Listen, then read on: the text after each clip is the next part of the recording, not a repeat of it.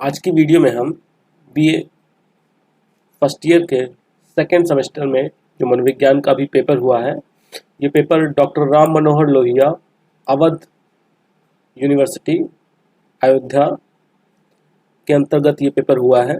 इसके अंतर्गत काफ़ी सारे कॉलेज आते हैं, उन सभी कॉलेज में ये पेपर आपका अभी अगस्त में हुआ है। तो इस पेपर के बारे में हम डिस्कस करेंगे। जो बच्चे ये पेपर दिए हैं उनके लिए इसमें हम देखेंगे कैसे क्वेश्चन सही रहे, कैसे गलत रहे। और अभी अगर आपकी यूनिवर्सिटी में, अगर आप किसी दूसरी यूनिवर्सिटी से बिलोंग करते हैं और आपकी यूनिवर्सिटी में अभी पेपर नहीं हुआ है सेकेंड सेमेस्टर का, तो आपके लिए यहाँ पर कुछ इंपॉर्टेंट क्वेश्चंस मिल सकते हैं जो आपके यहाँ भी पूछे जा सकते हैं। तो चलिए देखते हैं। इसमें जो पेपर था वो 3 सेक्शन में था। सेक्शन फर्स्ट की बात करें तो इसमें वेरी शॉर्ट क्वेश्चन थे, जिसमें से सभी क्वेश्चंस करने थे। हर क्वेश्चन 2 नंबर का था, मतलब 10 क्वेश्चन, और सभी क्वेश्चंस के जो मार्क्स थे वो 2-2 नंबर थे। टोटल 20 नंबर का वेरी शॉर्ट था, जिसमें जो पहला क्वेश्चन पूछा गया वो ये था कि अनुसंधान या शोध विधियां क्या हैं। बहुत आसान सा क्वेश्चन था, आप सभी इसको वीडियोस में देख चुके हैं। हमने जो रिसर्च वाला वीडियो है वो आप उसमें देख चुके हैं ये चीज़। और अगर अब तक किसी ने नहीं देखा है तो अभी डिस्क्रिप्शन में नीचे प्लेलिस्ट का लिंक मिल जाएगा, वहाँ से आप वीडियोस को देख सकते हैं कि अनुसंधान या शोध विधियाँ क्या होती हैं। दूसरे क्वेश्चन की बात करें तो दूसरा क्वेश्चन पूछा गया था कि वेरिएबल या चर क्या है। आप सभी जानते हैं कि चर उसे कहते हैं जिसका मान परिवर्तित होता रहता है और जिसे हम माप सकते हैं, उसे हम चर कहते हैं। ये 3 टाइप के होते हैं, स्वतंत्र, आश्रित और बाह्य चर, या जिसे हम संगत चर के नाम से भी जानते हैं। ये भी काफ़ी कोई सरल सा क्वेश्चन था, और इसके बारे में भी ये मान के चलिए कि कोई भी क्वेश्चन ऐसा नहीं है जो आपको पहले पढ़ाया नहीं गया है। इसमें से मोर देन 90% क्वेश्चन आपके पढ़े हुए हैं, जिनके वीडियोस चैनल पर ऑलरेडी प्रोवाइड किए गए हैं। जैसे अगला क्वेश्चन हाइपोथेसिस का परिकल्पना क्या है। तो परिकल्पना क्या होता है? किसी भी शोध का एक संभावित उत्तर होता है, उसे हम परिकल्पना कहते हैं। ये क्वेश्चन भी आप पढ़ चुके हैं। प्रतिदर्शन मतलब एक बड़ा सा समूह रहता है, उस समूह से हम कुछ लोगों को सिलेक्ट करते हैं प्रतिदर्श के रूप में। जैसे आप चावल लेने जाते हैं तो आप एक बोरी चावल में से एक मुट्ठी चावल लेते हैं, जिसके आधार पर आप ये कह सकते हैं कि पूरी बोरी के चावल कैसे हैं। तो जिस मेथड से हम बड़े समूह में से छोटे समूह का सिलेक्शन करते हैं उसे हम प्रतिदर्शन कहते हैं या सैंपलिंग कहते हैं।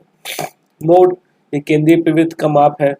केंद्रीय प्रवृत्ति में जो 3 चीज़ें होती हैं, मध्यमान, मध्यांक और बहुलांक, उसे कहते हैं टी टेस्ट। टी टेस्ट भी हम मध्यमान को कंपेयर करने के लिए यूज़ करते हैं। 2 मीन के जो डाटा होते हैं उनको हम कंपेयर करने के लिए टी टेस्ट का यूज़ करते हैं। वैधता क्या है? कोई भी शोध जिस चीज़ को मापने के लिए बनाया गया है, अगर वो उसी चीज़ का मापन करता है तो हम उसे उसकी वैधता कहते हैं। ये चीज़ भी आप यहाँ से देख सकते हैं। पर्सनालिटी आप फर्स्ट सेमेस्टर में भी पढ़ चुके हैं। व्यक्तित्व क्या है? व्यक्तित्व क्या होता है? मनोशारीरिक तंत्रों का गतिशील एवं गत्यात्मक संगठन होता है, जो हमें हमारे इन्वायरमेंट से एडजस्टमेंट करने में सहायक होता है। नेक्स्ट क्वेश्चन की बात करें, क्वेश्चन नंबर 9, इंटेलिजेंस। इंटेलिजेंस भी आप पढ़ चुके हैं, फर्स्ट ईयर में ही पढ़ाया जा चुका है इसको, कि बुद्धि के द्वारा हम क्या करते हैं, तर्कपूर्ण चिंतन करते हैं और इसके साथ साथ अपने आसपास के वातावरण से समायोजन करते हैं।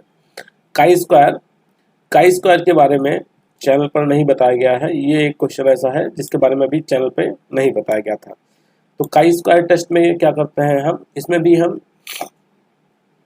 एक ग्रुप रहता है जो पहले से दिया रहता है, दूसरे ग्रुप को हम एक्सपेक्ट करते हैं, मतलब एक संभावित उनका डाटा मानते हैं और उसके बाद उनका कंपैरिजन करते हैं। तो ये हम कोशिश करेंगे कि आगे की वीडियोस में काई स्क्वायर के बारे में बताया जाए। आगे देखें तो सेकेंड सेक्शन स्टार्ट होता है, जो कि है 7-7 नंबर के हैं, और जिसमें से आपको 5 क्वेश्चन करने हैं। तो इसमें पहला क्वेश्चन देखें तो पूछा गया कि मनोवैज्ञानिक सोच से आप क्या समझते हैं? इसकी निरीक्षण विधि या जिसे हम ऑब्जर्वेशन मेथड कहते हैं या प्रेक्षण विधि कहते हैं, उसके बारे में बताया जाए। तो ये चीज़ें आपको ऑलरेडी पढ़ाई जा चुकी हैं। फिर प्रयोगात्मक विधि क्या है? प्रयोगात्मक विधि में हम क्या करते हैं?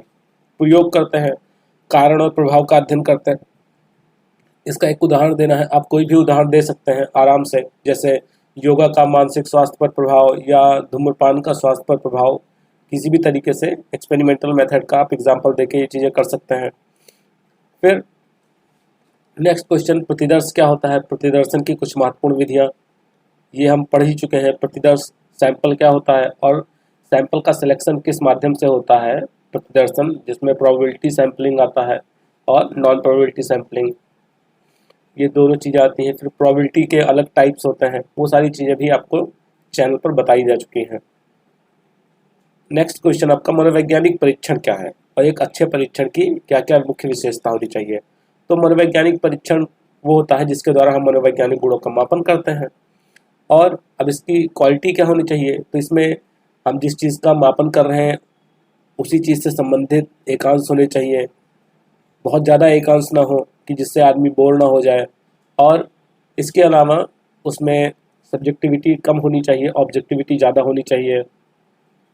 इसके अलावा और भी कई सारे क्वालिटीज़ हैं जिसके बारे में आप लिख सकते हैं। सहसंबंध पूछा गया कि सहसंबंध से आप क्या समझते हैं? तो सहसंबंध आप जानते ही हैं, हमने पढ़ा था कि सहसंबंध क्या होता है। और इसके टाइप्स की बात करें तो हमने पढ़ा था सहसंबंध मुख्य रूप से 3 प्रकार के होते हैं: धनात्मक सहसंबंध, ऋणात्मक सहसंबंध और शून्य सहसंबंध।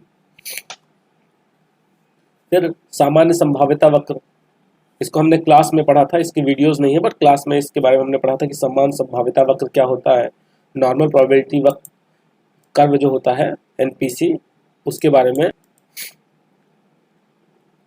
इसके बाद आगे देखें तो नेक्स्ट क्वेश्चन पूछा गया है मध्यमान से रिलेटेड, जिसमें मध्यमान की गणना करनी है। ये क्वेश्चन, इसका वीडियो भी अवेलेबल है और इसको हमने क्लास में भी देखा था। बहुत ही आसान है, आप दोनों मेथड से कर सकते हैं, लघु मेथड से और दीर्घ मतलब शॉर्ट और लॉन्ग मेथड से आसानी से इसको कर सकते हैं। आपको करना क्या है इसमें, इसका पहले आप मिड पॉइंट निकाल लेंगे। मिड पॉइंट निकालने के बाद आप क्या करेंगे, ये f दिया ही है, आप x निकाल लेंगे। x निकालेंगे तो इन दोनों को जोड़ के 2 से भाग दे देंगे, वो x आ जाएगा। जैसे इनको जोड़ के 2 से भाग देंगे तो इसका मिड पॉइंट आ गया 15। इसका कितना आ जाएगा मिड पॉइंट 25। इसका ऐसे ही बढ़ता जाएगा 35 आ जाएगा। ठीक, तो इस तरीके से fx के द्वारा आप इसका फार्मूला क्या लगा देंगे, सिग्मा fx बटे n, ये फार्मूला लग जाएगा। मध्यमान की गणना कर लेंगे आप। और अगर आपको अच्छे से समझना है तो आपका वीडियो देख सकते हैं, मध्यमान के वीडियो नीचे पड़े हुए हैं सांख्यिकी के प्लेलिस्ट में। फिर मध्यांक की गणना,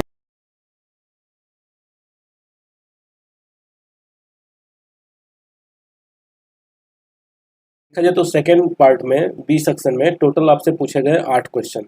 8 में से आपको 5 क्वेश्चन करने थे, जिसमें से अगर आप न्यूमेरिक वाले क्वेश्चन करते हैं तो आपको पूरे के पूरे नंबर मिलने के चांसेस रहेंगे। इसके बाद बात करते हैं हम सेक्शन सी की। तो सेक्शन सी में केवल 2 क्वेश्चन करने हैं और हर क्वेश्चन 10 नंबर का होगा। जैसे पहला क्वेश्चन है आपका, केंद्रीय प्रवृत्ति के माप से आप क्या समझते हैं? मध्यमान, मध्यांक एवं बहुलांक के महत्व और सीमाओं का वर्णन कीजिए। तो केंद्रीय प्रवृत्ति के माप क्या होते हैं ये आपने पढ़ रखा है, इसके 2 वीडियोस चैनल पर अवेलेबल हैं। फिर मध्यांक, मध्याह्न और बहुलांक के बारे में भी सारी चीज़ें बताई गई हैं। नेक्स्ट क्वेश्चन, सांख्यिकी के से आप क्या समझते हैं?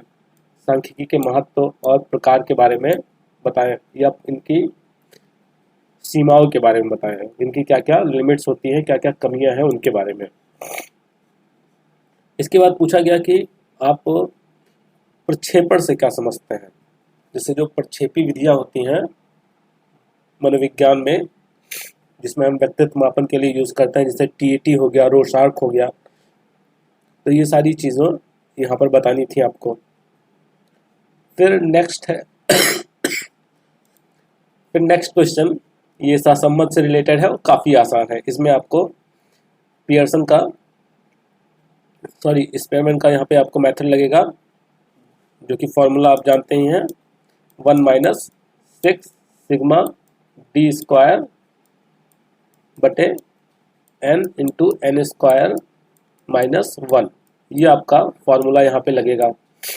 कैसे निकालना है ये भी आपको बताया गया है वीडियो में, आप देख सकते हैं। सारी वीडियोस की लिंक आपको नीचे डिस्क्रिप्शन में मिल जाएगी। तो इस तरीके से ये पूरा पेपर हमने देखा, जिसमें बहुत ही आसान पेपर था, और जिनका भी पेपर नहीं हुआ है उनके लिए काफ़ी आसान है। उनको थोड़ा सा हेल्प मिल जाएगा यहाँ से कि वो अच्छे से पेपर दे पाएँ। अगर कोई डाउट है तो आप नीचे कमेंट में पूछ सकते हैं, उसके लिए अलग से वीडियो बना दिया जाएगा।